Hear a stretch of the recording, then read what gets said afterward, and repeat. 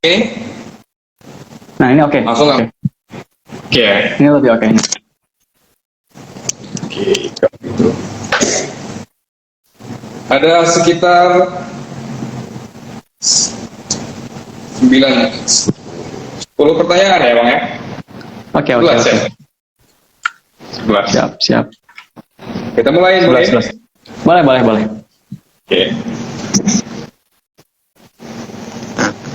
Sebelumnya, ucapkan selamat bergabung pada sahabat Astro yang telah ikut serta dalam kegiatan live Instagram Q&A pada yang pertama kali ini.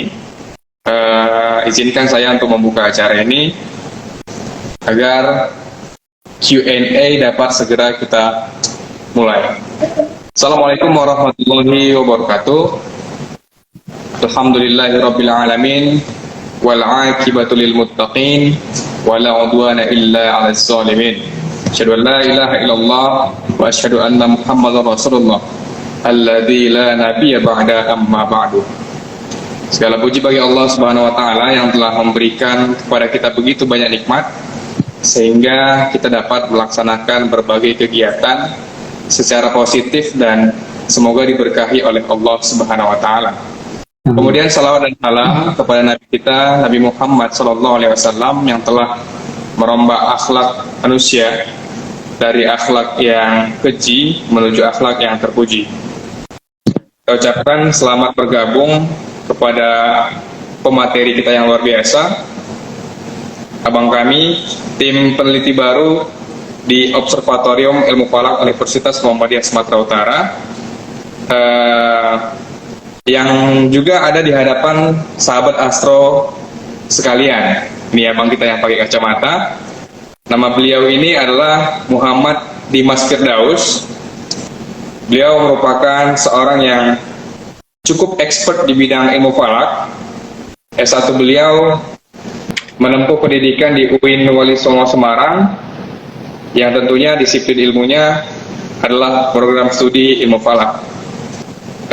Kemudian beliau melanjutkan pendidikan atau menempuh pendidikan magisternya yaitu di Institut Teknologi Bandung, dan tentunya jurusannya relevan bahkan sangat sesuai, yaitu jurusan astronomi. Juga perlu kami sampaikan kepada teman-teman bahwa segmen live Q&A ini merupakan kali pertama dan merupakan segmen baru yang ada di Observatorium Ilmu Falak Universitas Muhammadiyah Sumatera Utara. Perkenalkan, saya adalah Renaldi Sinaga, juga sama kayak Bang Dimas Barus, kami panggilnya akrabnya Bang Dimas Barus, karena kebetulan di Opini ini nama Dimas itu ada dua. Yang pertama Dimas influencer kami biasa bilang, Dimas Pralititio, dan satu lagi ada Bang Dimas Barus karena kebetulan penempatan beliau juga di Barus. Saya di tim digital OIF UMSU yang kegiatan hari-harinya adalah mengelola berbagai konten-konten digital maupun yang berkaitan dengan digital lah pokoknya di OIF UMSU ini. Barangkali sebelum kita mulai pertanyaannya, Bang Dimas, ada yang ingin disampaikan kepada Bang Dimas, saya persilakan. Oke, terima kasih Roy. Assalamualaikum warahmatullahi wabarakatuh. Selamat siang semua sahabat Astro yang pada siang hari ini ikut bergabung di live Q&A live UMSU di Instagram. Terima kasih atas waktunya. Jadi karena ini segmen yang baru, hal menarik ya, mungkin bisa nanti berkembang dengan tim-tim live UMSU yang lain. Kebetulan ini karena saya yang paling jauh dibanding teman-teman yang lain, jadi yang pertama begitu ya. Ini bukan yang dekat yang di awal kan, tapi yang jauh dulu. Ya betul, saya awal tinggal memang di Bandung, baru sekarang ini kami berpindah ke Sumatera Utara. Alhamdulillah dengan banyaknya instrumen yang di OIF UMSU bisa cukup baik. Tadi juga terlihat ada beberapa penanya yang ikut join pada kesempatan siang ini. Salam untuk semuanya, semoga dalam keadaan sehat.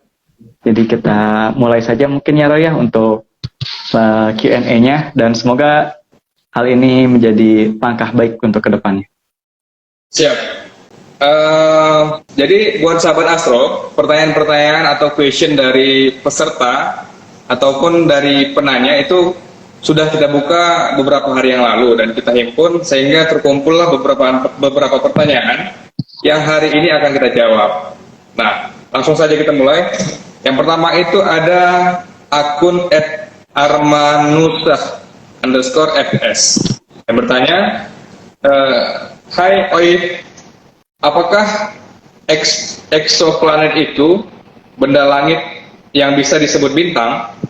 Dan apa semua planet itu bintang? Oke.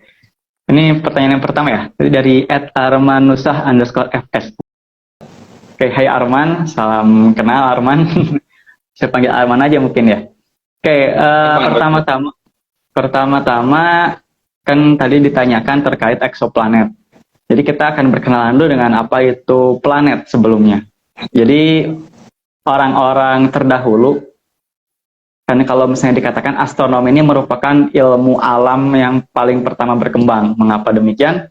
Karena manusia sejak zaman dahulu kala itu sudah mulai mengamati benda-benda langit gitu. Karena ketika pertama buka mata kan yang dilihat pasti langit begitu. Jadi sejak zaman dulu manusia sudah mengamati langit. Dan dulu cuman tahunya tuh 3 aja benda langit itu. Yang bersinar di siang hari matahari, yang bersinar terang di malam hari bulan, dan teman-temannya bulan yang kecil-kecil. Mereka sebut semuanya bintang. Karena nggak ada tuh pengelompokan planet, asteroid, dan lain sebagainya dulu. Jadi tahunya hanya 3, matahari, bulan, dan bintang. Namun seiring banyaknya pengamatan yang dilakukan, ada beberapa bintang yang posisinya relatif berubah-ubah setiap malam. Jadi kalau yang lain bintang itu tetap seperti itu. Contoh kalau misalnya kita di waktu malam kan melihat bintang sekarang yang sudah di atas lewat itu seperti Arcturus. Arcturus posisinya di situ saja. Paling bedanya cuma waktu terbit, waktu terbenamnya saja. Tapi posisinya tetap di situ. Namun ada beberapa bintang yang terlihat berpindah-pindah. Mungkin ini disebut dengan bintang pengembara.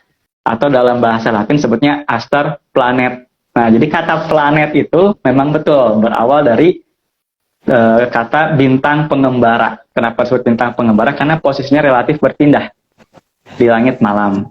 Nah, namun bukan berarti planet ini bintang.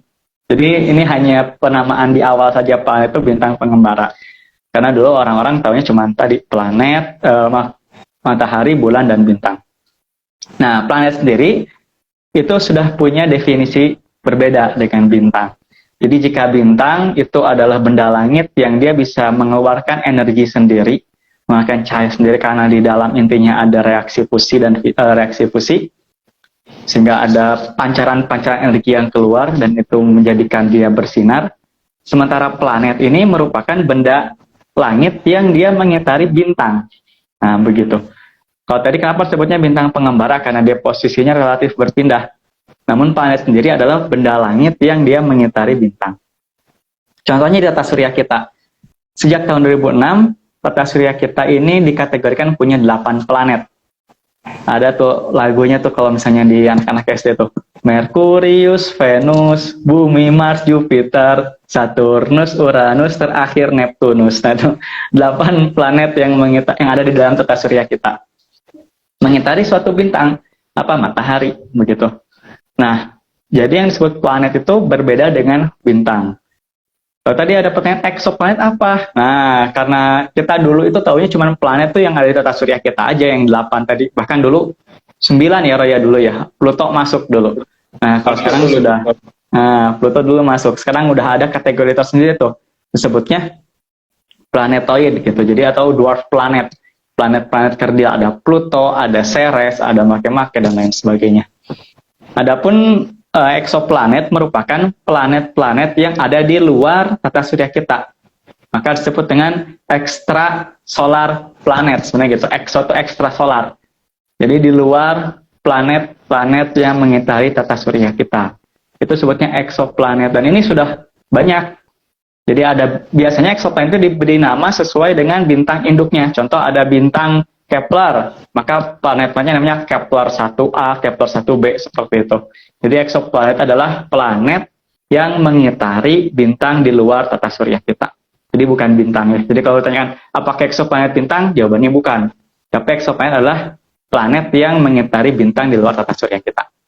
Mungkin begitu, Arman. Semoga jawabannya sedikit mencerahkan. Ya,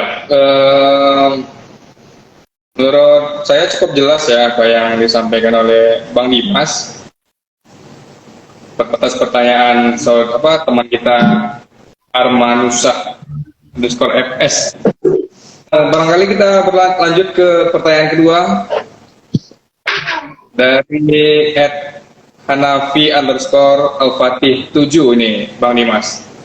Dia nanya, Min, kapan Oifumsu berdiri? Sukses selalu Oifumsu. Silakan kepada Bang Dimas. Oke, sebelumnya saya aminkan dulu ya doanya, sukses selalu Oifumsu, amin. Semoga Hanafi juga sukses selalu. Oke, pertanyaannya tentang kapan Oifumsu berdiri. Jadi kalau misalnya kita melihat legal formalnya, hitam di atas putihnya, Oifumsu ini berdiri sejak tahun 2014 berdasarkan SK Rektor UMSU Dr. Agasani MAP nomor sekian lah begitu ya. Lalu tahun 2015 disahkan, diresmikan oleh Ketua Majelis Tarjih dan Tajrid PP Muhammadiyah, Prof. Syamsul Anwar. Itu jadi pertama didirikan itu tahun 2014, diresmikan oleh PP Muhammadiyah 2015, dan tahun 2016 itu ditandatangani oleh Presiden Joko Widodo tahun 2016. Jadi gitu ya, jadi ada 3 waktu istimewa bagi Oifumsu. Tahun 2014 pertama didirikan, 2015 diresmikan oleh PP Muhammadiyah, dan 2016 ditandatangani oleh Presiden. Seperti itu.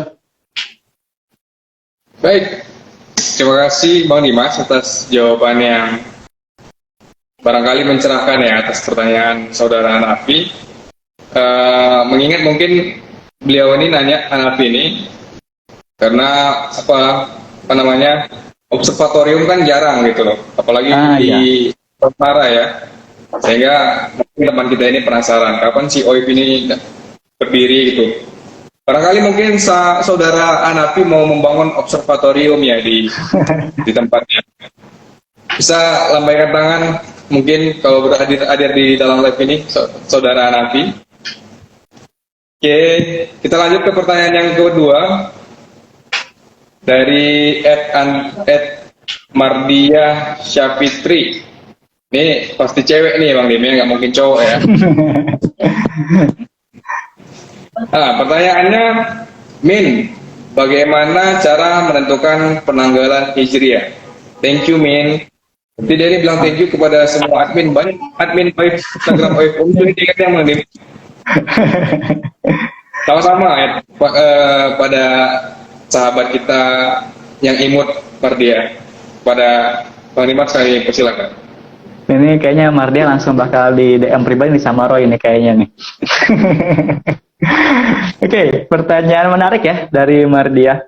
Jadi mungkin OIF juga selain satu dari sekian observatorium ada di tanah Sumatera, juga satu dari sekian observatorium yang menyematkan nama ilmu falak begitu. Kan beda dengan observatorium yang terbesar di Indonesia ya, di Bosca kan nggak ada tuh observatorium astronomi Bosca gitu, nggak. Karena logikanya observatorium ya bahasnya astronomi. Tapi OIF ini punya penamaan yang khusus, observatorium ilmu falak. Maka otomatis akan banyak hal-hal yang berkaitan dengan ilmu falak di dalamnya. Bedanya apa dengan astronomi? Ya beda nama aja sih sebenarnya. Intinya sama-sama aja. Cuman pasti ada kaitannya dengan yang namanya ibadah umat muslim. Jadi akan berkaitan dengan arah kiblat, waktu sholat, penanggalan, dan juga gerhana. Maka akan cocok nih pertanyaan dari Mardia Syafitri terkait cara menentukan penanggalan Hijriah. Oke, mungkin yang ditanyakan lebih tepatnya gimana sih kita tahu sekarang tanggal 1 atau tanggal 2 mungkin gitu ya. Nah, kita akan berkenalan dulu nih dengan yang namanya penanggalan atau kalender. Jadi, dalam pengembangan pengetahuan akan waktu dari manusia, kita mengenal satuan waktu itu tahun. Akhirnya dibuat kalender. Nah, kalender ini sejak dulu berkembang dan selalu menggunakan benda langit sebagai acuan. Maka dikenal ada istilah solar kalender, kalender matahari. Ada yang disebut dengan lunar kalender, kalender bulan. Ada juga lunisolar kalender, kalender yang menggabungkan antara sistem matahari dan bulan. Nah, Hijriyah dan Masehi ini dua hal yang berbeda. Kalau Masehi atau sebenarnya saya kurang suka menyebut Masehi, kita sebut tahun Gregorian lah ya. Gregorian, karena dia berkembang tuh ada Julian, ada Gregorian, kita pakai Gregorian. Nah, kalender Gregorian atau Masehi lah secara umum itu menggunakan sistem matahari atau kita sebut solar calendar. Yang dihitung, yang menjadi acuan adalah perputaran atau revolusi bumi mengitari matahari. Maka kalau ada yang nanya berapa waktu yang diperlukan bumi untuk mengitari matahari 1 tahun, 365,2422 hari. Kalau saya mau lebih presisi, atau orang dulu sebutnya 365,2425 gitu, atau cuma 365,25. Itu hanya pembulatan. Nah, maka dalam 1 tahun Masehi ada 365 hari, dan per 4 tahun nanti ada 366 hari. Bahkan nanti per 400 tahun 366 hari. Kalau per 100 tahun 365 dan lain sebagainya, itu hitung-hitungannya, aritmatikanya. Sementara kalender Hijriyah itu menggunakan sistem lunar kalender atau menggunakan pergerakan bulan sebagai acuan perubahan waktunya. Kayak gimana bedanya ya kan? Kalau tadi Masehi itu dia 1 tahun bumi mengitari matahari. Nah, kalau lunar itu bulan mengitari bumi. Nah, gerak bulan mengitari bumi kita sebut dia gerak sinodis. Jadi ada dua, ada sideris, ada sinodis. Kita pakai yang sinodis. Itu waktunya sekitar 29,535 hari. Atau dalam 1 bulan ada 29 hari, ada 30 hari. Maka dalam kalender Hijriyah atau kalender Islam, itu 1 bulannya hanya 29 atau 30. Pilihannya itu aja, nggak ada tanggal 31 Zulhijjah gitu, nggak ada ya. Atau tanggal 28 Ramadan. Ada 28 Ramadan, cuman nggak ada 31 Ramadannya, nggak ada gitu. Beda dengan kalender Masehi, ada 29, ada 28, ada 29, ada 30, ada 31. Banyak variasinya, tapi kalau di Hijriah hanya 29 atau 30. Nah, menentukannya bagaimana? Yaitu tadi, gerak sinodis bulan. Gerak sinodis bulan ini kita dapat perhatikan dari perubahan fase-fase penampakan permukaan bulan. Contoh nih, tadi malam kami melaksanakan pengamatan, itu bulan sudah dalam fase cembung, atau dalam bahasa Inggris kita sebut dia gibbous. Nah, cembung ini sampai 92%-an lah semalam itu.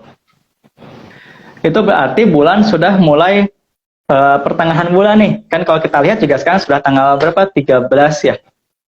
12 Muharram 1444 Hijriah. Ini sudah mendekati pertengahan bulan, ditandai dengan bulan yang sudah mendekati purnama. Nah, jadi itu menentukannya dengan pergerakan bulan. Lihat tadi fase-fase bulan.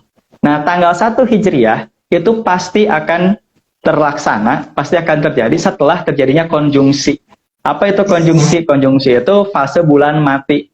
Jadi kan pasti pernah merasakan 1 hari 1 malam kita nggak bisa lihat bulan sama sekali.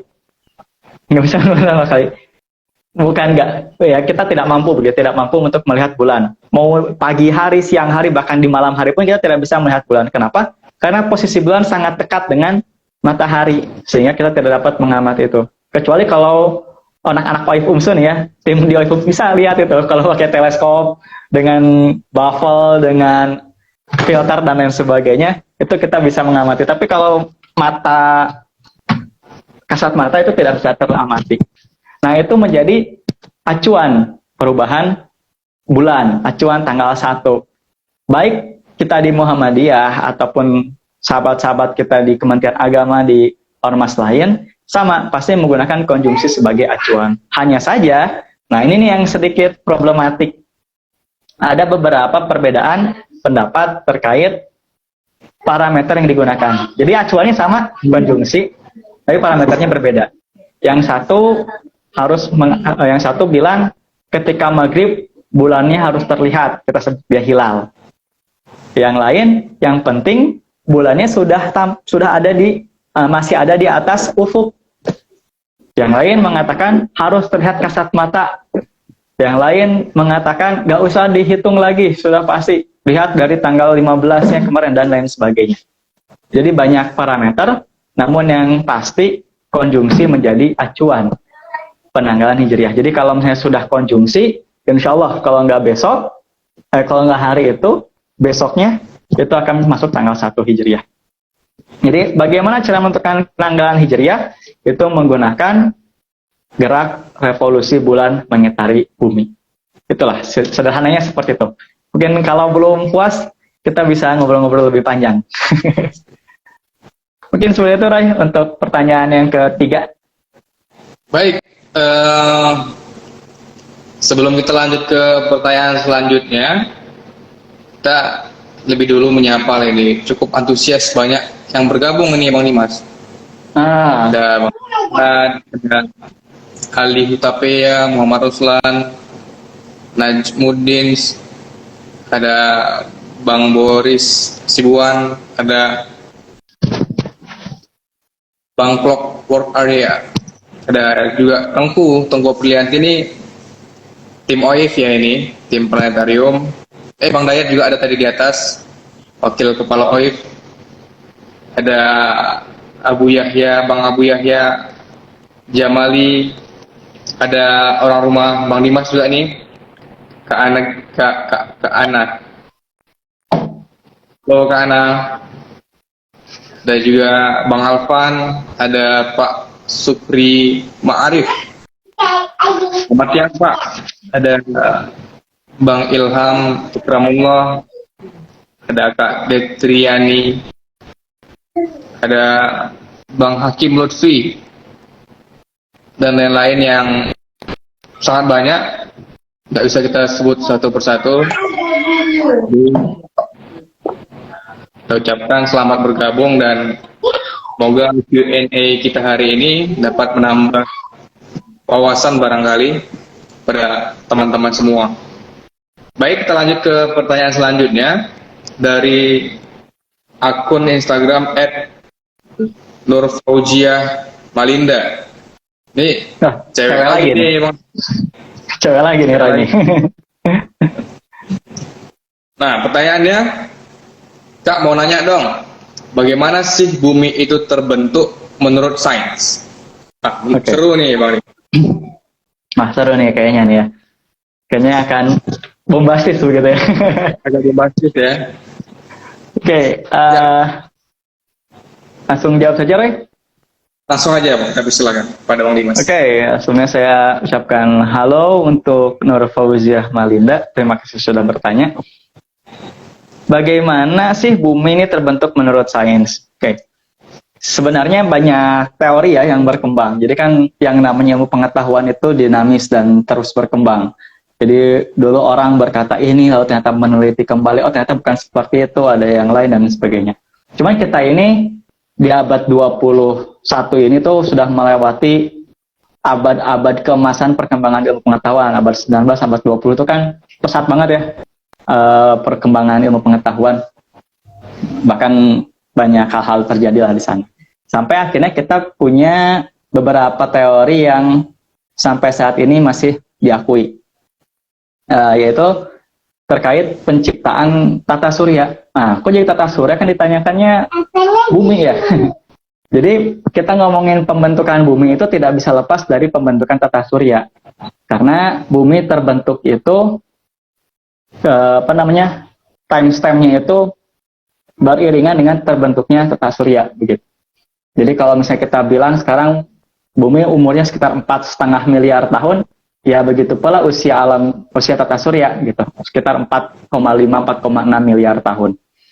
Berbeda dengan umur alam semesta. Nah, kalau alam semesta kan 13,7 miliar ya, kurang lebih lah seperti itu pendekatannya. Nah, jadi bumi terbentuk itu tadi posisinya setelah tata suryanya seketika terbentuk. Jadi bintang dan lain sebagainya itu terbentuk dari yang namanya materi antar bintang, yang terdiri dari gas, unsur-unsur, awan dan lain sebagainya. Yang kalau misalnya kita potret nih, salah satunya ada potret di sini, itu kita sebut dia nebula. Nah, nebulanya salah satu materi antar bintang. Ada warna-warni, ada merah, kuning, biru dan lain sebagainya, itu mengidentifikasi unsur apa yang ada di sana. Nah, begitu pula alam tata surya kita sebelum menjadi matahari, Merkurius, Venus sampai awan Oort, itu dulunya awan gas gitu. Awan gas yang adem ayem, gak ada apa-apa. Namun posisinya awan gas kita itu ada di lengan dari galaksi Bima Sakti, yang artinya kita berputar mengitari pusat galaksi. Nah, ketika mengitari pusat galaksi, kita bisa bertabrakan dengan lengan galaksi yang lain, yang dimana itu ada bekas ledakan supernova. Nah, yang tadinya adem ayem kena gesekan dengan yang lain, akhirnya mulai ada ketidakseimbangan. Awan-awan yang asalnya biasa saja tidak seimbang, konsentrasi gravitasinya tidak merata, sehingga beberapa yang memiliki unsur lebih berat itu cenderung mengikat unsur-unsur yang lain, cenderung untuk berkumpul dengan yang lain. Akhirnya awalnya awan gas biasa saja, akhirnya jadi berkumpul menjadi sebuah awan gas yang kelak akan menjadi matahari atau bintang begitu, protosun atau protostar begitu, awal cikal bakal bintang. Nah, awan gas kita itu kan sangat luas. Kalau misalnya kita baca di beberapa referensi itu bisa sampai seluas orbit Pluto. Pluto yang sekarang udah nggak jadi planet itu. Nah, seluas itu yang paling padat, yang paling banyak unsurnya itu ada di tengah tadi protosun. Tapi awalnya masih ada di yang lain. Nah, kalau kita ingat apa namanya di fisika itu kan, kalau misalnya ada pusat massa, nanti yang lain akan mengitari pusat massa tersebut. Nah, karena tadi pusat massanya banyak di tengah, yang lain akhirnya berputar. Untuk mengimbangi gravitasi yang kuat, yang lain berputar, saking cepatnya berputar, dia sampai memipih. Analoginya seperti kita memutar pizza, begitu ya. Pizza itu kan rasanya adonannya bulat biasa. Oh, diputar oleh chefnya, diputar sampai akhirnya pipih dan lebar. Nah, begitu pula awan gas kita mutar mengelilingi pusatnya sampai pipih, dan yang pipih ini tetap dia berkumpul menjadi planet gitu, atau calon planetesimal kita sebutnya. Nah, tapi yang dekat dengan matahari dia banyak tersapu oleh energi-energi yang dikeluarkan oleh matahari. Alhasil planet-planet yang dekat dengan matahari ukurannya cenderung lebih kecil dibandingkan dengan planet-planet yang jauh. Planet yang dekat itu apa? Kita sebut dia planet inferior atau planet dalam. Ada Merkurius, Venus, Bumi, dan Mars. 4 planet ini kan ukurannya jauh lebih kecil dibandingkan dengan planet-planet jauh, atau kita sebutnya planet superior. Jupiter, Saturnus, Uranus, Neptunus ini kan dia jauh lebih besar ukurannya. Karena yang dekat-dekatnya tadi suka tersapu oleh energi-energi yang dikeluarkan oleh matahari. Nah, Bumi salah satunya gitu. Yang kedua, efek dari dekatnya dengan matahari, planet-planet yang dekat ini dia cenderung rocky atau batuan gitu. Kita sebutnya planet terestrial, punya permukaan yang batu yang bisa kita pijak gitu. Beda dengan planet-planet yang jauh. Planet jauh itu kita sebut dia planet Jovian atau planet gas. Nah, dia nggak punya tuh permukaan yang bisa kita injak begitu. Nah, selain itu juga planet-planet terestrial atau planet-planet yang dekat ini biasanya cenderung tidak punya satelit alami. Merkurius nggak punya satelit, Venus nggak punya satelit, Bumi cuma 1, Mars cuma 2. Bandingkan dengan planet-planet jauh, Saturnus sampai 82 satelit, Jupiter juga 80-an satelit, Neptunus dan Uranus pun sama banyak satelitnya, karena tadi tidak banyak tersapu oleh energi yang dikeluarkan oleh matahari. Nah, Bumi pun seperti itu. Jadi Bumi itu terbentuk dari awan gas yang membentuk matahari juga, yang posisinya dekat dengan matahari. Nah, cuman ketika setiap planet ini sudah terbentuk, itu mereka punya kisahnya masing-masing. Jadi beda-beda tuh. Akhirnya mereka punya karakter. Kalau misalnya nggak ada ininya kan karakternya akan sama ya, seperti itu gitu. Sama-sama batuan, udah aja nggak ada yang lain. Sama-sama gas, nggak ada yang lain. Cuman setiap planet itu punya ceritanya masing-masing, begitu pula bumi. Jadi ketika bumi pertama terbentuk dari yang awan gas panas tadi, itu ada kisah, atau bukan kisah ya, ada teori yang mengatakan bumi sempat terhantam oleh planet desimal yang lain yang seukuran Mars, atau sekitar 2/3-nya ukuran bumi, yang menghasilkan bulan. Nah, ini juga menarik nih. Bulan itu beda dengan satelit alami planet-planet yang lain. Kalau satelit alami planet-planet yang lain itu kan sama tadi terbentuknya planet, juga terbentuknya satelit. Cuman karena satelit ini berdekatan dengan planet, dia mengitari planet tersebut, bukan mengitari matahari secara umum. Tapi kalau bulan, itu dari penelitian yang pernah dilakukan, batuan bulan ini mirip dengan batuan yang ada di permukaan bumi. Mengapa demikian? Ternyata tadi, dulu itu saat bumi itu pernah terhantam oleh planet desimal yang lain, sehingga tercerai-berai, dan yang tercerai itu menggumpal kembali menjadi bulan. Gitu. Nah, ini kisah perjalanan bumi. Terus juga bumi di perkembangannya sempat panas, lalu mendingin, panas, lalu mendingin, sampai akhirnya bumi pun pernah dihantam, dibombardir oleh berbagai macam benda langit, sehingga bumi punya kemiringan dari ekliptiknya, atau kita sebut dia dengan sudut inklinasi yang 23,5 derajat, yang mengakibatkan kita punya 4 musim di iklim subtropis dan yang sebagainya. Jadi kalau ditanyakan bagaimana bumi terbentuk, menurut sains, itu bumi terbentuk bersamaan dengan terbentuknya tata surya dari awan gas yang mengitari matahari. Mungkin itulah cerita pendeknya terkait pembentukan bumi. Kita lanjut, Roy. Mantap, Bang. Itu tadi jawaban dari Bang Dimas atas pertanyaan teman kita Nur Fauziah Malinda, yang menurut saya sangat jelas ya. Juga sudah tadi dipaparkan bagaimana prosesnya, bagaimana apa teori-teori yang berkaitan dengan terciptanya bumi menurut sains, dan menurut saya sudah sangat jelas ya, bukan lagi cukup yang dijelaskan oleh Bang Dimas, itu sudah sangat jelas. Nah, juga kepada Sobat Astro, khususnya yang penanya ini tadi, Nur Fauziah, juga nanti kalau mau lebih lanjut bisa kita duduk atau kita diskusi online lagi, silahkan. Itu ya Bang Dimas ya, barangkali Bang Dimas ya. Ya, di sini juga kita ucapkan kepada teman-teman yang baru bergabung, selamat datang di live Q&A OIF UMSU. Juga bagi teman-teman yang ingin bertanya, langsung saja silakan diketik di kolom komentar.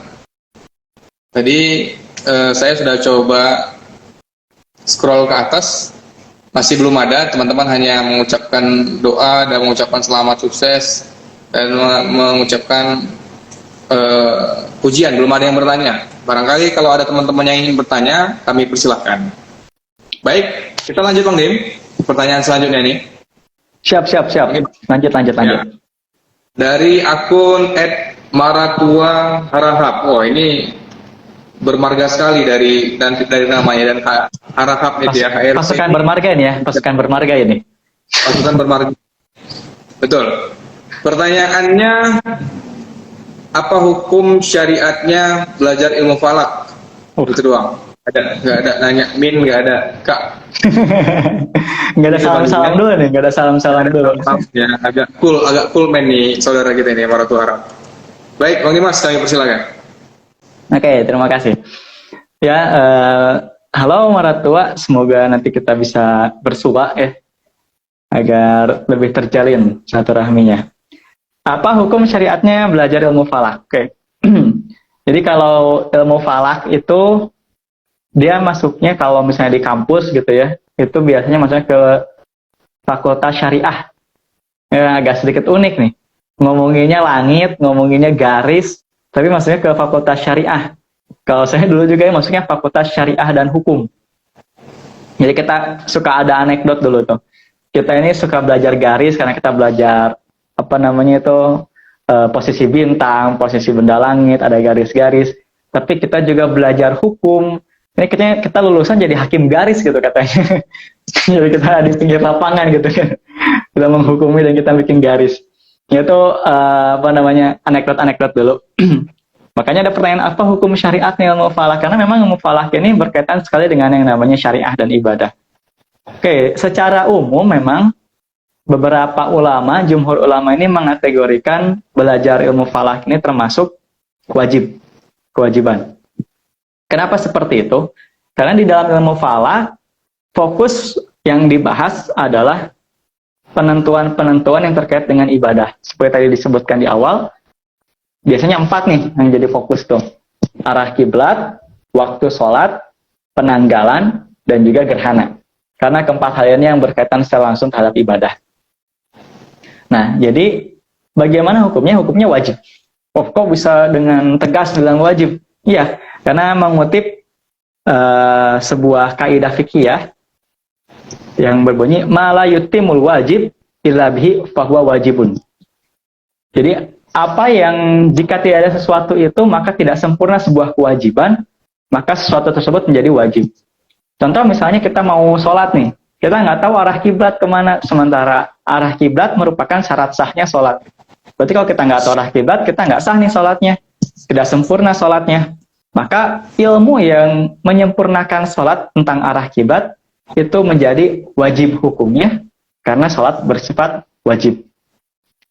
Nah gitu ya, jadi ilmu falaknya hukumnya wajib nih. Waduh, terus gimana ya nggak belajar ilmu falak? Nah, cuman wajibnya ini dijelaskan oleh pendapat ulama yang lain. Contoh seperti dari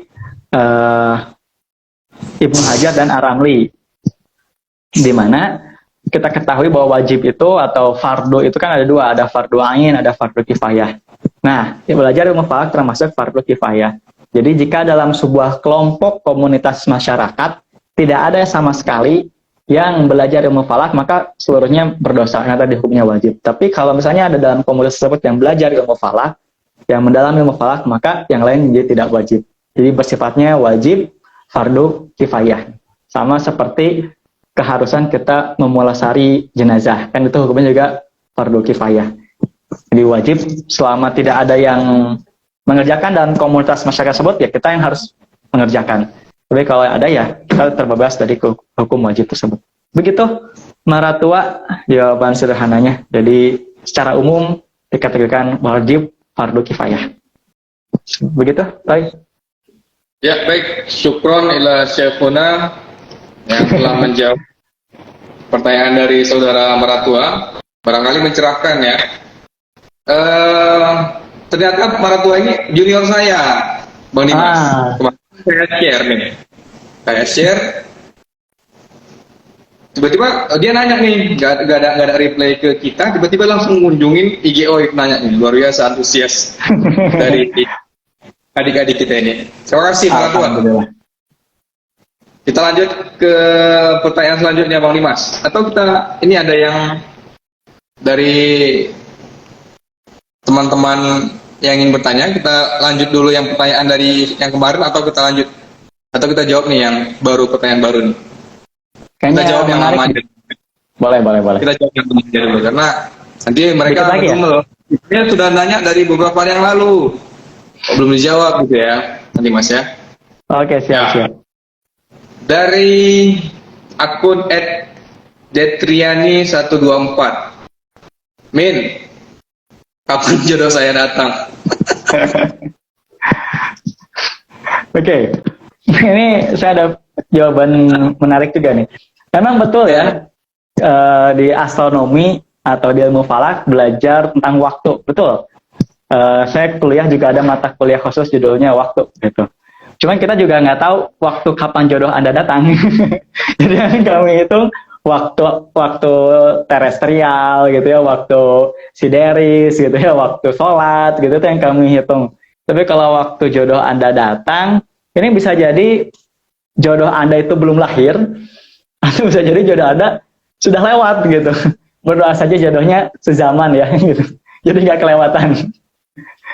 Untuk Detriani ini barangkali mau menyenggol kita ke arah-arah astrologi barangkali. Waduh. Terima kasih pertanyaannya dan tentunya terima kasih jawaban yang disampaikan dari pemateri kita, Bang Dimas. Pertanyaan santai lah kita bilang ini ya, biar nggak terlalu kaku. Baik, harap bersabar pada teman-teman yang bertanya secara langsung. Kita ada beberapa pertanyaan lagi yang akan kita jawab. Setelah kita jawab dan kalau waktunya memungkinkan akan kita jawab. Kalau tidak sempat akan kita sambung di Q&A selanjutnya gitu Bang Dimas ya. Oke, siap. Oke. Jadi saya jawabnya agak cepat aja ya. Ya Bang? Oke, saya jawab agak cepat aja biar terjawab juga nih yang bertanya langsung. Boleh. Pertanyaan dari saudari atau saudara nih? Saudara nih ya. Dari Rizky Ivan. Kak, planet apa saja yang bisa ditinggali oleh manusia? Oke. Ini pertanyaan menarik nih. Karena sampai saat ini tidak ada planet lain selain planet bumi yang pernah diinjak oleh manusia. Manusia bumi ya. Homo sapiens sapiens. Takutnya manusia yang lain gitu yang kita nggak tahu. Tapi kalau Homo sapiens sapiens ya manusia bumi, manusia modern kita sebut, itu tidak ada planet lain yang pernah diinjak. Planet ya, karena bulan kan bukan planet. Bulan satelit. Kalau planet belum ada. Nah, jadi apa saja planet yang bisa ditinggali oleh manusia? Jadi sampai saat ini hanya bumi. Namun banyak pencarian planet lain yang mungkin bisa kita tinggali gitu. Contoh seperti Mars katakanlah. Mars itu kan planet keempat terdekat dari matahari tetangga kita, si planet merah. Nah, ada usaha untuk terraformer itu mengubah planet lain serupa dengan bumi itu ke planet Mars, karena Mars jaraknya tidak begitu jauh. Kenapa harus jaraknya tidak begitu jauh? Jadi dalam ilmu astronomi kita sebut ada istilahnya habitable zone atau Goldilocks zone atau zona layak hidup. Jadi habitable zone ini adalah jarak ideal dari sebuah planet ke bintang induknya. Nggak boleh terlalu jauh, nggak boleh terlalu dekat. Kenapa? Untuk menjaga salah satu unsur paling utama dalam pembentukan makhluk hidup, air. Nah, berusaha agar air dalam bentuk cair, tetap bentuk cair. Karena kalau terlalu dekat, airnya akan menguap kepanasan, terlalu jauh, airnya akan membeku. Tidak bisa digunakan untuk hidup. Nah, Mars ini ada usaha menterraformer Mars. Makanya kan sang manusia terkaya saat ini, Elon Musk itu kan ingin menerbangkan manusia ke Mars gitu. Ya, banyak gosip-gosipnya lah kenapa dia pengen punya banyak anak, kenapa dia main sana sini, karena kita butuh banyak manusia untuk ke Mars, dia bilang seperti itu. Kalau bisa jadi dia tidak sempat berangkat ke Mars. Nah, tapi di luar tata surya kita sudah banyak pencarian eksoplanet yang memungkinkan atau yang secara matematis itu ada di habitable zone. Jadi habitable zone itu tidak saklek ya, jarak matahari bumi, enggak. Harus disesuaikan juga. Sesuaikan dengan apa? Sesuaikan dengan besar si si bintang induknya. Kan kalau kita belajar bintang punya kelas-kelasnya ya. Ada kelas Obaf GKM gitu, Hertzsprung-Russell. Nah, kalau bintangnya semakin besar, maka otomatis jaraknya akan semakin jauh. Bintangnya semakin kecil, jaraknya akan semakin dekat. Jadi relatif. Nah, dari beberapa planet yang sudah diamati dengan berbagai macam instrumen, ada beberapa planet yang mungkin bisa ditinggali atau mungkin bisa dijajaki oleh manusia. Contoh seperti yang kemarin sempat ramai itu Trappist ya. Bintang Trappist itu punya beberapa eksoplanet. Ada Trappist 1D, Trappist 1E. Nah, itu ada pada habitable zone-nya. Tapi apakah pasti bisa ditinggali? Belum tentu juga gitu ya. Belum tentu juga bisa ditinggali. Jadi ini yang secara matematis itu ada di habitable zone. Karena bukan cuma masalah air dalam bentuk cair, banyak masalah lain. Contoh seperti tekanan udara itu harus sesuai. Kita di manusia di bumi itu tekanan udaranya kan sekitar 1 atm ya di ketinggian 1,0 meter. Itu nggak boleh terlalu besar tekanannya. Karena kalau tekanan semakin besar kita nggak kuat, tekanan terlalu kecil kita juga nggak kuat. Selain tekanan, suhu juga ini berpengaruh, kelembaban berpengaruh juga. Terus gaya gravitasinya juga berpengaruh. Jadi banyak parameter fisik yang harus dipertimbangkan. Nah, tapi salah satunya adalah habitable zone.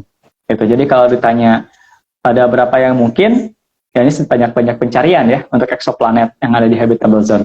Tapi tidak ada kepastian juga kita bisa menginjakkan kaki di sana. Begitu mungkin Roy untuk pertanyaan dari Rizky Ivan 16. Terima kasih sudah bertanya Rizky Ivan. Baik, terima kasih kepada pemateri kita yang telah menjawab pertanyaan dari saudara Rizky Ivan. Karena tadi kita agak mau cepat Bang ya, karena mengejar beberapa pertanyaan tadi dari teman-teman. Langsung saja ke pertanyaan selanjutnya dari akun @putraga_h. Ini sepertinya familiar ya, nggak asing nih kalangan OIB. Karena ini juga Chef Una juga, peneliti OIB juga. Beliau bertanya, kenapa bulan yang kita lihat cuman bagian itu saja? Maksudnya yang biasa kita lihat barangkali. Apakah bulan tidak berputar atau berotasi? Oke. Ya, kita persilakan kepada Bang Mas. Sepertinya ini pertanyaan meramaikan saja ya. Jadi kita bulan akan selalu seperti ini ya bulan ya. Betul. Seperti itu terus. Nah, oke. Jadi sebenarnya bulan itu ya berotasi. Cuma periode atau lama bulan berotasi ini relatif sama dengan lama bulan atau periode bulan merevolusi bumi. Saya contohkan. Ini misalnya bumi, ini bulan. Ya. Jika bulan tidak berotasi, artinya dia akan selalu menghadap ke arah depan ya, ke arah kamera. Dia tidak berotasi. Ketika dia mengitari bumi, maka akan seperti ini. Gitu ya. Dan seperti ini aja. Ini tidak berotasi.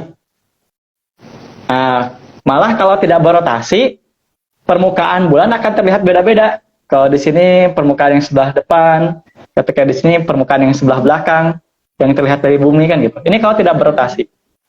Tapi periode rotasi bulan ini lamanya mirip dengan periode revolusi bulan. Alhasil ketika bulan berevolusi dia berotasi juga. Nah, cuman periodenya sama. Jadi orang-orang di permukaan bumi akan melihat permukaan bulan itu saja. Nah, sementara belakangnya ini nggak pernah kelihatan oleh manusia yang ada di bumi. Gitu ya. Baru kita bisa lihat ketika kita mengirimkan wahana antariksa yang flyby atau terbang ke belakang bulan atau mengorbit bulan. Nah, bagian belakang ini kita sebut ya the dark side of the moon gitu ya. Nah, ini juga kalau misalnya teman-teman suka nonton film, ini jadi referensi ini Transformer yang kedua. Ya, suka nonton film mungkin ya. Transformer kedua kan dia ceritanya the dark side of the moon tuh. The dark side yang ada apa itu musuhnya Autobots tuh, Decepticon yang tertanam di belakang bulan gitu ya. Karena kita nggak pernah lihat, ternyata di belakang ada Decepticon gitu. Kita mungkin jangan-jangan kita cek aja ada Decepticon kayak di sana gitu ya. Tapi nyatanya nggak ada ya, ada Decepticon itu cuman fiksi. Pertanyaan apakah bulan tidak berputar? Bulan berputar. Karena bulan berputar lah kita melihat permukaan bulan itu saja. Walaupun sebenarnya ada sedikit permukaan bulan lain yang kita lihat. Jadi bulan itu selain berotasi, tadi berotasi dan juga berevolusi, bulan punya gerak lain yaitu gerak librasi atau gerak angguk. Jadi terkadang kutub utara akan terlihat lebih luas ketika dia mengangguk ke arah kita, atau kadang kutub selatan yang agak terlihat lebih luas. Walaupun kecil ya, kurang dari 5 derajat geraknya, tapi itu mengakibatkan bukan setengah dari permukaan bulan yang kita lihat, tapi sekitar 60% permukaan bulan yang kita bisa lihat. Sisanya di belakang, nggak bisa kita lihat. Oke, itu mungkin jawaban pendeknya. Ini penanya juga kayaknya udah tahu ini, Mas. Ya, yang bertanya juga udah tahu jawabannya barangkali ya. Bang Han, Bang Radi, how are you? Oke, terima kasih kepada Bang Dimas yang telah menjawab pertanyaan. Kita lanjut ke akun selanjutnya. @sarah_sehan. Rehan, apa? Sehan. Pertanyaannya, Kak, apa sulit nggak jadi seorang astronot? Bagaimana kiat-kiat? Oke. Nah, ini kadang juga suka ada orang yang sedikit keliru memahami bahwa apa yang kita kerjakan, pekerjaan kita adalah seorang astronot. Nah, bukan ya. Jadi dalam dunia astronomi itu, orang yang menggeluti astronomi seperti kami-kami ini disebut dengan astronom, pakai M belakangnya, astronom, atau dalam bahasa Inggris disebut dengan astronomer, gitu ya. Sementara astronot, atau dalam kamus besar bahasa Indonesia, kita sebut sebagai kosmonot, itu adalah orang yang terbang keluar dari bumi, gitu ya, keluar dari atmosfer bumi, itu astronot. Nah, jadi kalau nanya, sulit nggak jadi seorang astronot? Saya belum pernah jadi seorang astronot. Bagaimana kiat-kiatnya? Tapi ini saya ingat penanya yang sebelumnya tuh, @putragan_h itu pernah menulis di website OIF. Nah, ini kalau kalian pengikut lama, follower OIF yang sudah lama, tahu kan kami ini punya website yang saat ini sedang diperbaiki, dibenahi. Itu ada tulisan beliau terkait kiat-kiat jadi astronot. Nah, jadi kalau kalian mau jadi astronot, apa aja yang perlu disiapkan? Nah, sedikit bocoran, kalau kita mau jadi astronot atau kosmonot, itu tidak harus mendalami ilmu astronomi.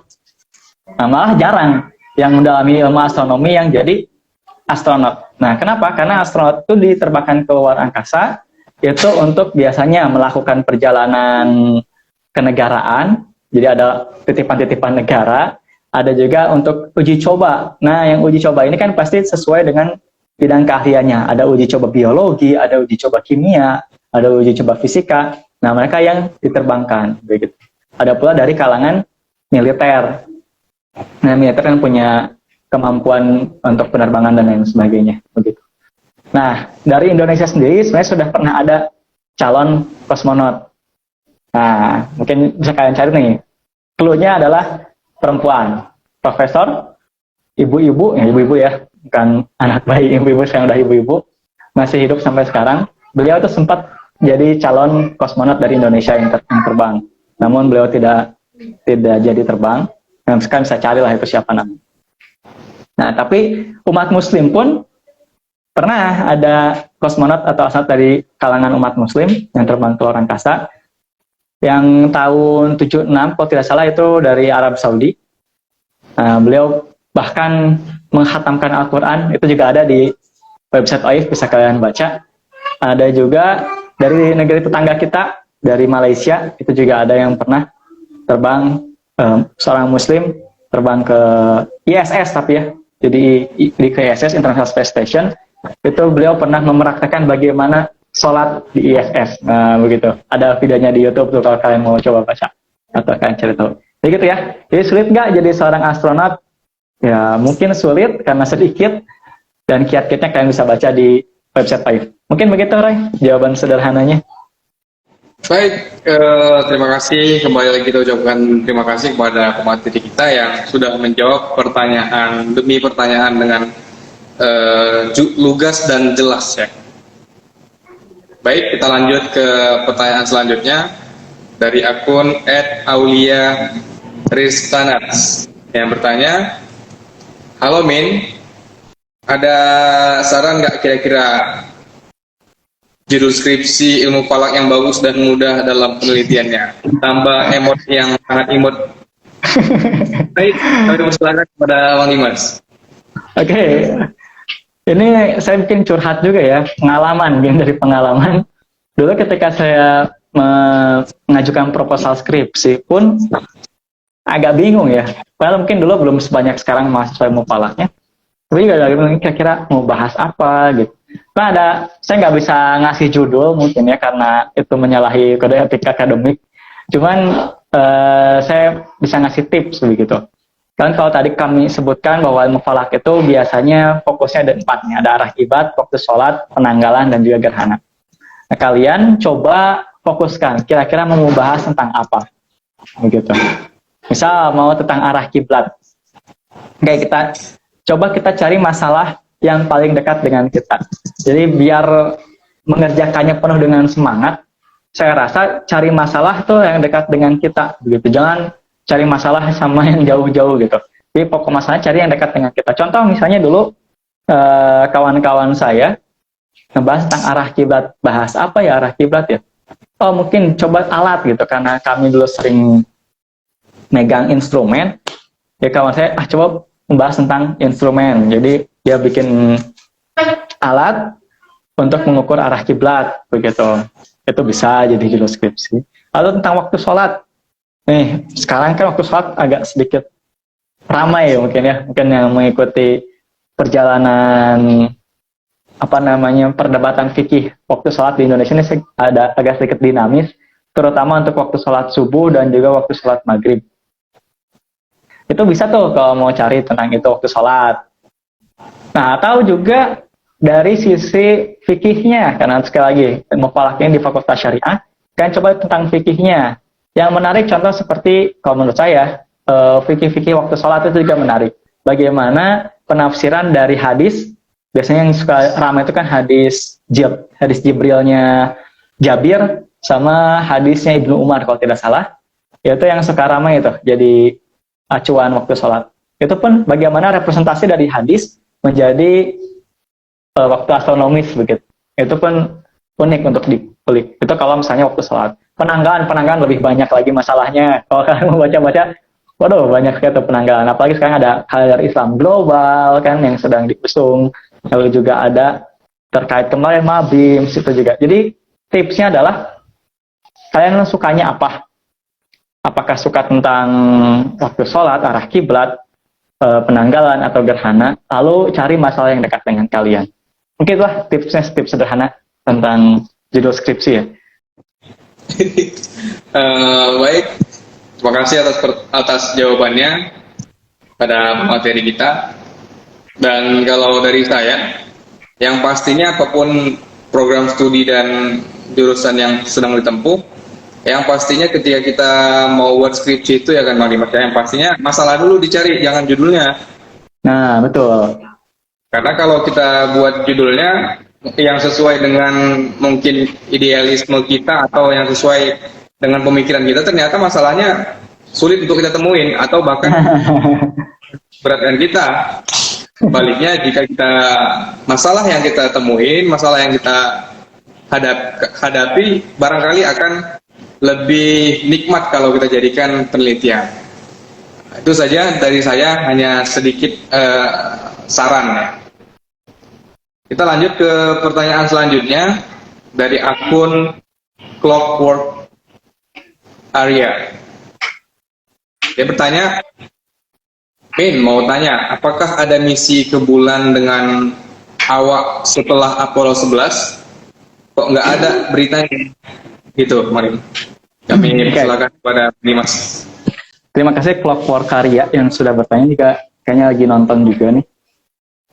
Sebenarnya misi berawak ke luar angkasa ya, atau kita sebut ya crewed mission, crewed cerewet ya, dengan crew gitu maksudnya.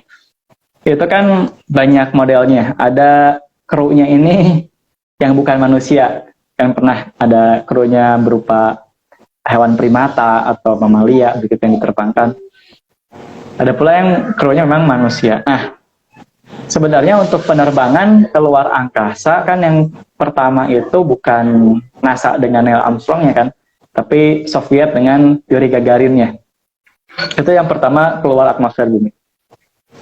Lalu yang pertama mendekat ke bumi, mendekat ke bulan, pesawat yang mendekat ke bulan dengan awak, itu pun bukan Apollo 11, melainkan Apollo 8. Nah, Apollo 8 ini dia tapi tidak sampai landing, tidak sampai mendarat di permukaan bulan. Dia hanya flyby, lewat saja dan kembali ke bumi.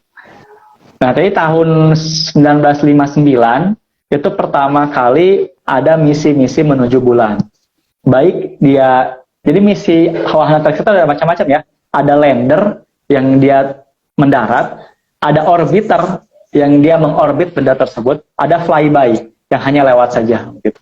Lewat lalu kembali, itu tidak mengorbit. Jadi itu misi-misi antariksa itu ada beberapa. Nah, lander pun ada yang lander dengan kru, ada lander dengan mesin, rover contohnya. Jadi kita menerbangkan rover ke sana, rover ya kayak gampangnya rover itu RC lah ya, remote control gitu, kita kontrol dari bumi, kita mainkan gitu, kita jalan gitu rover. Nah, Memang betul Apollo 11 itu misi menuju bulan dengan kru pertama yang menginjakkan kaki di bulan dengan 2 kosmonot terkenalnya kan, Neil Armstrong sama Buzz Aldrin. Nah, Neil Armstrong pun yang bilang ini memang hanya satu langkah kecil tapi ini langkah besar untuk perkembangan kehidupan manusia. Nah, dari Apollo 11 itu ada beberapa misi lagi. Total ada 7 misi yang berusaha untuk mendaratkan manusia di bulan. Tapi 7 misi ini hanya 6 yang berhasil. Apollo 11, 12, 13, 14, 16, dan 17. Jadi 6 misi dari tahun 1969 sampai tahun 1972. Nah, setelah itu tidak ada lagi. Nah, itu NASA. Bagaimana dengan Soviet? Jadi kan dulu kan saingan ya. NASA mewakili Amerika Serikat, lalu ada OKB yang mewakili Uni Soviet itu bersaing siapa yang paling maju. Ketika NASA sibuk dengan misi mendaratkan manusia, Uni Soviet itu berusaha untuk kayaknya kalau manusia itu terlalu berbahaya, kita bikin alat. Nah, itu yang bikin rover. Jadi bikin lander tapi bukan manusia, itu dari Soviet. Akhirnya dari sejak terakhir Apollo 17 kesananya tidak lagi menggunakan manusia, melainkan mesin yang diterbangkan ke sana. Karena bagaimanapun kan bahayanya sangat besar kalau misalnya kita mengirimkan manusia begitu. Itu, jadi bukan hanya Apollo 11 ya, total ada 6 yang mendarat ke bulan. Gitu. Ya. Kita lanjut. Mari lanjut lagi dari akun yang sama di kolom komentar langsung bertanya nih dari Clockwork Area juga. Dia beliau ini sangat antusias. Terima kasih atas antusias dan pertanyaannya buat saudara kita Clockwork Area. Lanjut lagi nih, Min, izin tanya, kalau misalnya kita sedang di Mars, sholatnya menghadap kemana ya? Nah ini gimana kira-kira ini Bang Dimas nih? Kami persilakan. Menarik ya. Kalau misalnya orang yang nggak mau susah, ya udah nggak usah sholat gitu ya. Orang yang nggak mau susah gitu. Dan kita bisa dijamah dan lain sebagainya, itu alasan-alasannya. Tapi kalau misalnya kita melihat dari aspek fikihnya, ini ada hal yang menarik. Sebenarnya kan untuk menghadap kiblat pun itu ada beberapa batasan. Maksudnya apa batasan? Ada, kalau dulu ketika saya belajar itu ada istilah Ainul Ka'bah dan ada Jihatul Ka'bah. Jadi Ainul Ka'bah ini untuk kawan-kawan, untuk orang-orang yang bisa melihat Ka'bah secara langsung. Yang which is itu orang-orang yang di dalam Masjidil Haram gitu ya. Which is orang yang di Masjidil Haram kan itu salat menghadap Ka'bah secara langsung. Kita bisa lihat Ka'bah di depan kita. Nggak mungkin kita ada Ka'bah di depan kita, salatnya menghadap ke belakang gitu, atau miring gitu kan, nggak mungkin karena Ka'bahnya di depan kita. Tapi ada yang kedua, yaitu ada Jihatul Ka'bah, menghadap ke arah kiblat, menghadap ke arah Ka'bah gitu. Jadi tidak pasti tepat ke kiblatnya, ke Ka'bahnya, tapi menghadap ke arah Ka'bah. Ini untuk teman-teman orang-orang yang ada di luar Masjidil Haram. Nah, bagaimana batasannya? Untuk orang-orang yang di kota Mekah, maka menghadap ke Masjidil Haram. Karena itu yang terlihat dari luar kan. Kan Ka'bahnya di dalam, nggak akan kelihatan. Maka yang kita arah adalah kompleks Masjidil Haramnya. Itu untuk kan orang-orang di kota Mekah, Sahibul Makkah. Jadi kalau orang yang di luar Mekah bagaimana? Ya jadikan Mekah sebagai tujuannya, sebagai acuannya tuh ke Mekahnya. Itu doang di luar Mekah. Katakan sampai Arab Saudi lah. Di luar Arab Saudi bagaimana? Ya ke Arab Saudi. Gitu. Makanya di beberapa literatur itu batasan di Indonesia, dari Indonesia batasan kemelencengan kiblat itu sekitar 11 derajat. Dari mana 11 derajat? Gitu. Kurang 11 menit, maaf, 11 menit busur. Dari mana 11 menit busur?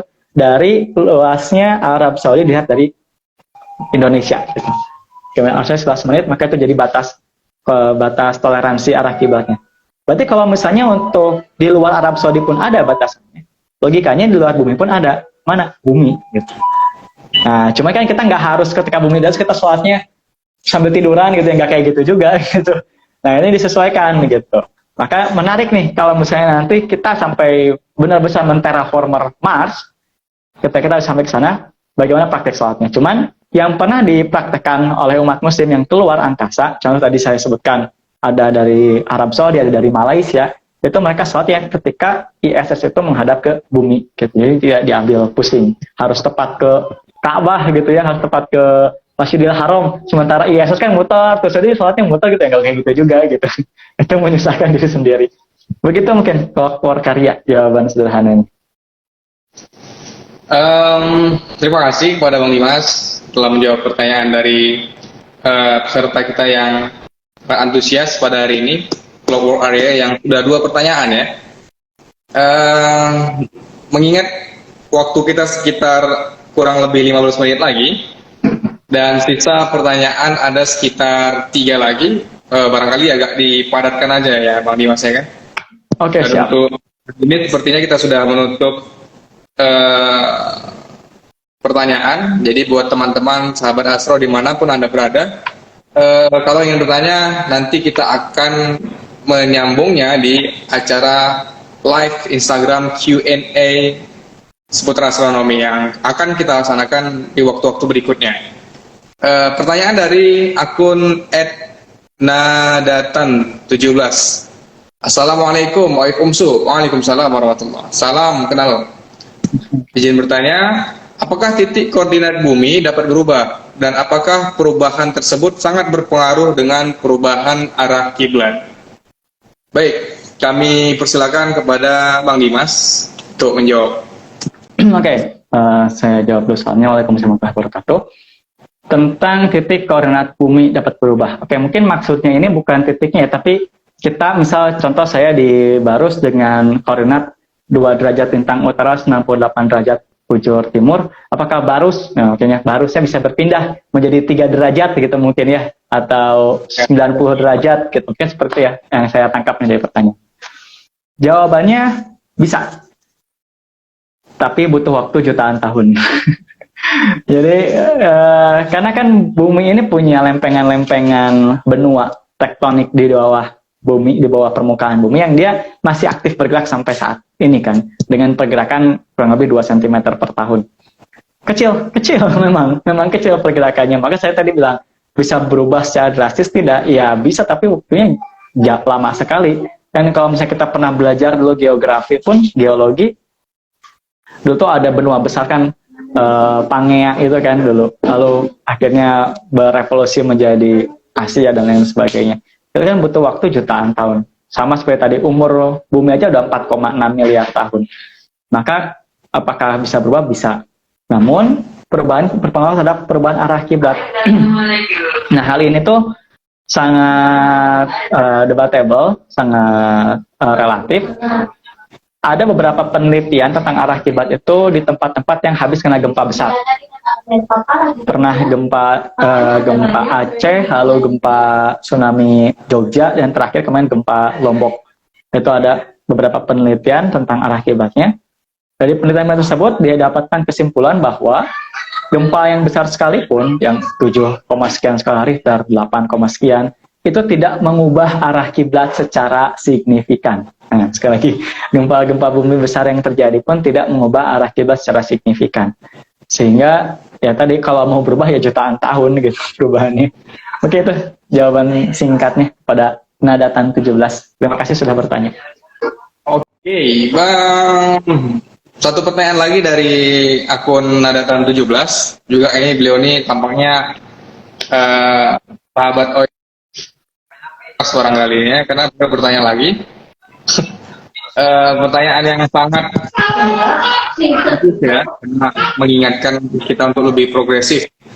Pertanyaan terakhir ya, Min, kapan buat webinar terkait ilmu falak lagi? Ini barangkali dijawab. Dipersilakan kepada Bang Dimas. Oke, jadi untuk webinar sebenarnya OIF UMSU ini masih punya program kan ya, DOA ya, diskusi observatorium dan astronomi. Itu sudah dibuat flyernya oleh Dimas satu lagi. Tinggal tunggu tanggal mainnya nih. Insya Allah di dalam waktu yang dekat itu udah ada lagi webinar pertemuan online daring ya, diskusi daring. Itu tinggal tunggu tanggal mainnya, nanti pantau terus Instagramnya Oif atau Twitternya atau Facebooknya. Jangan lupa tekan subscribe juga YouTube channelnya. Jangan lupa belnya dipencet biar dapat notifikasi. Nanti itu akan ada. Saya nggak akan jawab sekarang karena memang sudah disiapkan. Tinggal tunggu kapan flyernya disebar. Itu mungkin untuk terkait webinar terkait mufalah. Ya, baik. Saya kira mencerahkan ya bagi Bang Nadan atas pertanyaannya. For your information bahwa belakangan ini tim OIF juga lagi cukup sibuk lah mengurus kegiatan OIF Camp and Observer yang pertama ya, yang nanti akan mengabadikan momen hujan meteor, dan juga kita mengundang peserta dari luar yang nanti ya mungkin cukup menarik, dan itu tidak hanya sekali, dan kita akan lakukan kegiatan itu secara kontinu. Baik, mungkin pertanyaan terakhir. Wah, ini kita langsung di replay sama Bang Nadan ya. Masya Allah, akan selalu standby Min. Nadan. Wow, ini Bang Klok Arya juga langsung follow kita nih, follow OIF nih. Berarti sebelumnya beliau hanya pemuja rahasia ya kalau lagu Sheila on 7 ya. Baik, pertanyaan terakhir dari ditutup mungkin barangkali dari Syekhuna juga kita, yaitu Abangda Muhammad Hidayat. Ini pertanyaan yang sangat keren. Pertanyaannya adalah, apa benar punya misi lain dalam proyek luar angkasa seperti penambangan berlian dan lain-lain? Kami persilakan kepada Bang Dimas. Oke. Ini juga yang bertanya kayaknya sudah tahu nih kayaknya. Tapi saya akan coba jawab sepengetahuan saya. Jika ditanya tujuan lain Elon Musk, saya tidak tahu. Saya belum pernah bertanya pula ke Elon Musk, dan beliau tidak menulis banyak hal tentang penambangan. Cuman kalau punya niat pasti banyak lah ya, karena Mars ini masih banyak yang belum tereksplor. Yang buat tereksplor kan baru permukaan, sebagian permukaan dan sebagian meter di bawah permukaan saja. Tapi yang bisa saya pastikan memang bukan hanya Elon Musk, tapi banyak manusia-manusia lain yang punya ide-ide luar biasa yang berusaha untuk menambang, tapi bukan di permukaan bumi, melainkan di luar angkasa.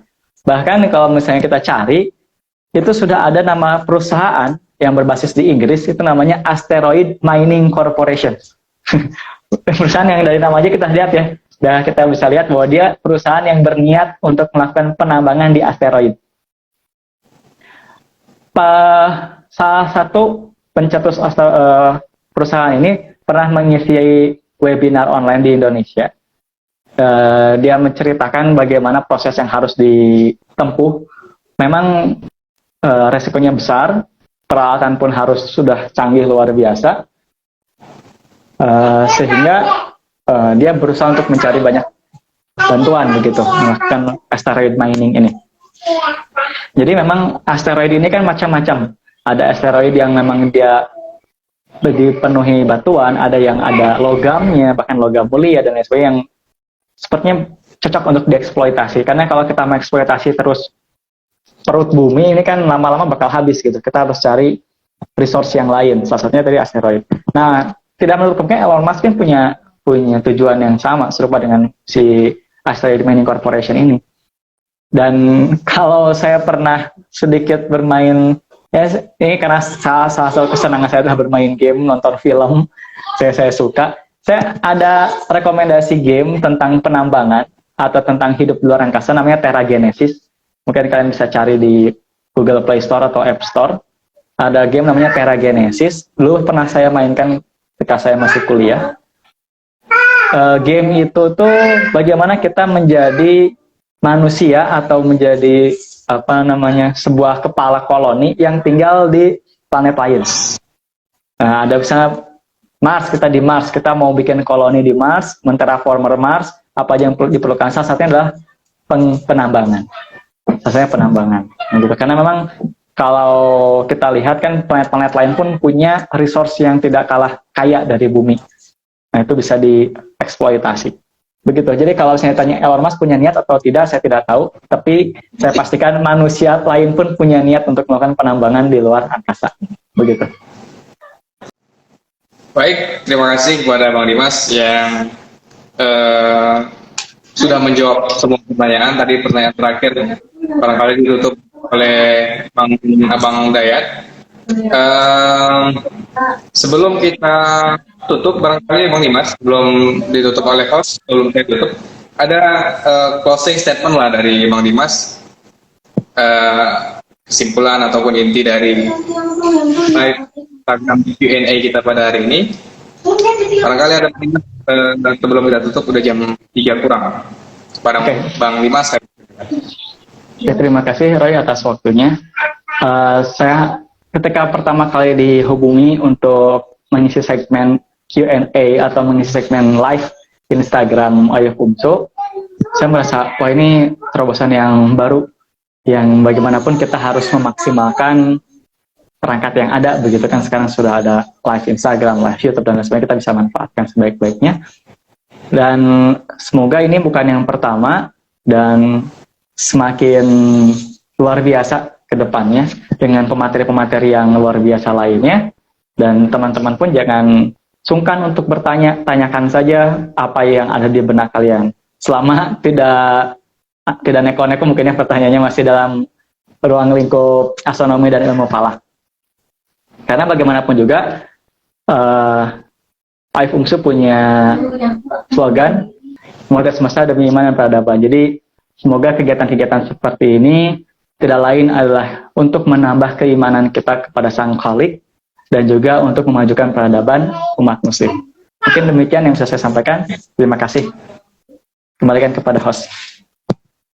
Baik, berkali-kali saya ucapkan terima kasih kepada Bang Dimas yang telah meluangkan waktu, memberikan ilmu, memberikan arahan, menjawab semua pertanyaan dengan maksimal dan jelas dari semua teman-teman sahabat Astro dari berbagai belahan dunia barangkali Bang Dimas ya yang telah bertanya. Kami ucapkan pada pemateri kita yang luar biasa, terima kasih. Berhubung waktu kita juga sudah habis dan teman-teman sahabat Astro tidak perlu berkecil hati karena live kita ini akan kita lanjutkan secara berkala dan rutin, tentunya dengan jangka waktu tertentu, mengingat aktivitas dan kegiatan kita yang lain yang juga sangat banyak ya. Barangkali itu saja.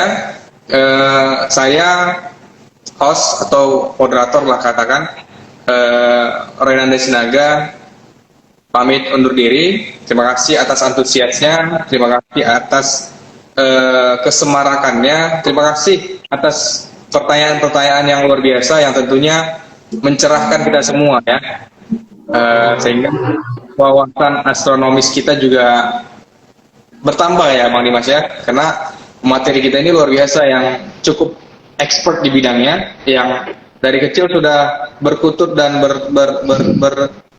bertarung di bidang astronom ya Bang Dimas ya.